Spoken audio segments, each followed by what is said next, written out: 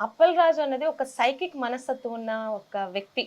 శ్రీకాకుళం జిల్లాలో ధర్మాన కుటుంబం, కృష్ణ నెక్స్ట్ తమ్మినేని గారున్నారు, కళావతి గారున్నారు. చాలామంది పాతపట్నం రెడ్డి శాంతి గారు గానీ, మిగతా గానీ ఎవ్వరు కూడా ఇంత నీచాతి నీచంగా తన చేతిలో ఓడిపోయిన తన కాంపిటెంట్‌ని అంటే గౌతు కుటుంబం అన్నది ఒకసారి ఓటమి తర్వాత మళ్ళీ స్ట్రైక్ అవుతుంది.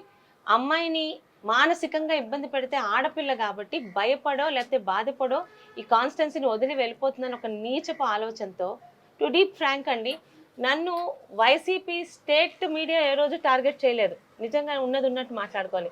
స్టేట్ మీడియా ఏ రోజు గౌతు కుటుంబం జోలికి రాలా. కానీ అప్పలరాజు అనే ఒక నీచ స్వభావం ఉన్న వ్యక్తి దాదాపు 20-30 మందిని జీతాలు ఇచ్చి మరీ పెట్టుకొని 24 గంటలు నన్ను వ్యక్తి అంటే నా క్యారెక్టర్ అసాసనే కాదు, నా కుటుంబంలో ఆఖరికి స్వతంత్ర సమరయోధులైన లక్షణ గారిని కూడా నీచంగా చూపించే ప్రయత్నం చేశాడు.